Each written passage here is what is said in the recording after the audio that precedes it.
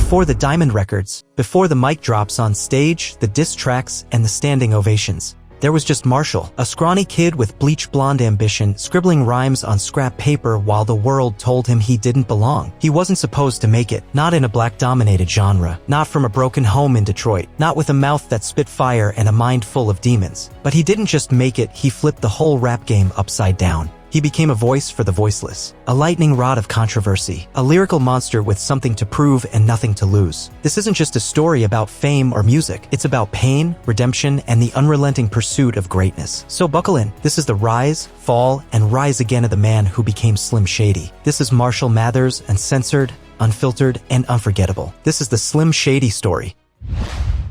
The struggle starts early. Marshall Bruce Mathers III was born in 1972 in St. Joseph, Missouri, but he was raised in the rough streets of Detroit. His father abandoned the family when he was a baby. His mother, Debbie, struggled with addiction and mental health issues. Home was never stable, and Marshall found himself moving constantly, getting bullied, fighting loneliness, and barely scraping by in school. "I used to sit in my room for hours, writing rhymes just to get away from it all," Eminem later said. At age 9, he discovered hip-hop.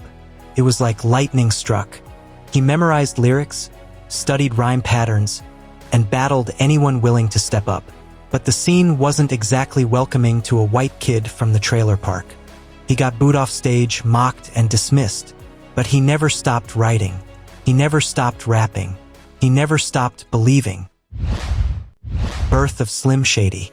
In the early 90s, Eminem was grinding hard, working odd jobs, handing out demo tapes, competing in underground rap battles. But success was nowhere in sight. He was broke, angry, and desperate. And that's when Slim Shady was born. Slim Shady was everything Marshall was afraid to be: violent, twisted, fearless. It wasn't just a rap persona, it was therapy wrapped in horrorcore lyrics and dark humor. The Slim Shady EP dropped in 1997, and while it didn't make him rich, it got people talking. One of those people was a young producer from California, Dr. Dre. Dre and Destiny. Dr. Dre heard Eminem's tape and was blown away. "I didn't care what color he was. I just knew this kid could rhyme," Dre said. He flew Eminem out to LA and signed him to Aftermath. People called him crazy for backing a white rapper. Dre didn't care. In 1999, the Slim Shady LP hit the shelves. It was raw, dark, hilarious, and it was a hit. Songs like "My Name Is" turned Eminem into a household name. Suddenly, the kid from Detroit was a Grammy winner.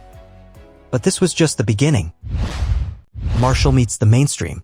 The Marshall Mathers LP dropped in 2000 and everything exploded. It sold over 1.7 million copies in its first week in the US alone. Songs like "Stan," "The Way I Am," and "The Real Slim Shady" made headlines and sparked outrage. He was accused of promoting violence, misogyny, and homophobia. Politicians slammed him. Protesters boycotted him. But Eminem fired back through his music. He never apologized for his art. Instead, he doubled down. "Stan" became one of the most haunting songs ever written and gave birth to the word Stan as we know it today, a superfan. Eminem wasn't just making music. He was shaping culture.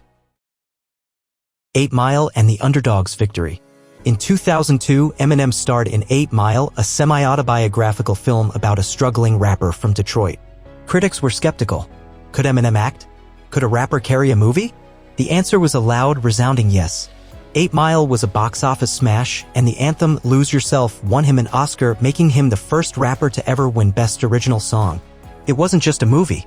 It was a message: you can come from nothing. You can fight your demons. And you can win. Fame, addiction, and the crash. But fame came with a price. The pressure, the tours, the expectations, it all began to crack Eminem's armor. He became addicted to prescription drugs, Vicodin, Ambien, Valium. The lines between Marshall and Slim Shady began to blur. His best friend, Proof, was murdered in 2006. And Eminem spiraled. He overdosed in 2007, just inches away from death. "If I had gotten to the hospital 2 hours later, I would have died," he said. The world thought Eminem was finished. His critics called him a cautionary tale. But Marshall wasn't done. Recovery and reinvention. In 2009, Eminem returned with Relapse, a dark, twisted trip through his battle with addiction. But he wasn't satisfied. In 2010, he dropped Recovery, a raw, emotional, triumphant comeback. Songs like "Not Afraid" and "Love the Way You Lie" dominated charts. He opened up about his struggles, faced his trauma, and showed the world that vulnerability could be strength. He went from being hated to being hailed, from controversy to credibility. Legacy, battles, and revival. Eminem never stopped evolving. In 2013, the Marshall Mathers LP2 reminded everyone that he hadn't lost a step.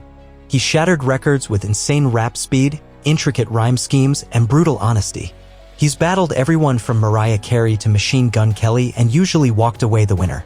He's been called offensive, a genius, outdated, and immortal, all in the same breath.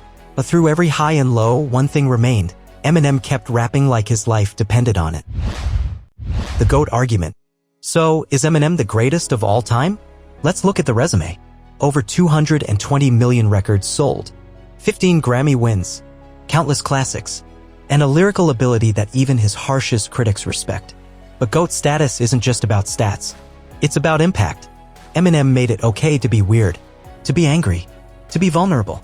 He broke racial barriers in hip-hop, gave a voice to outcasts, and inspired millions of kids who felt like they didn't belong.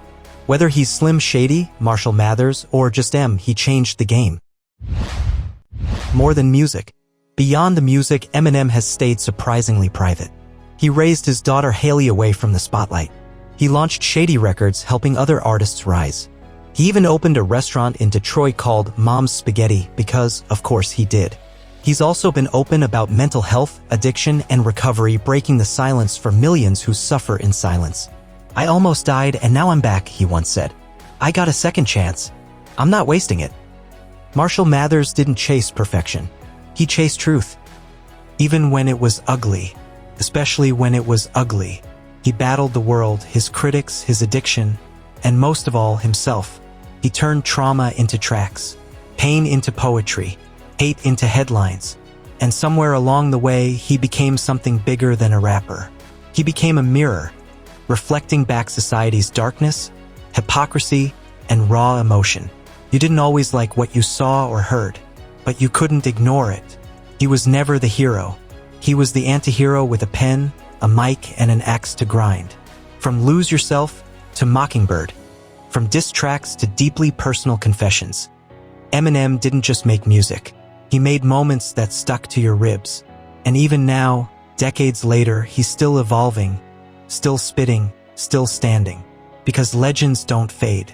They just switch flows. So whether you think he's the GOAT, a provocateur, or something in between, one thing's for sure. You know his name, and that means he did exactly what he set out to do.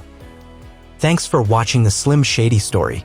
If his journey hit you, inspired you, or shook you, drop a comment below. Tell us your favorite Eminem track, moment, or lyric. And if you're ready for more game changers who shaped the world, hit that like button, subscribe, and stick with us for the next story. Until then, keep your head up, your bars sharp, and your truth louder than your fears. Peace out.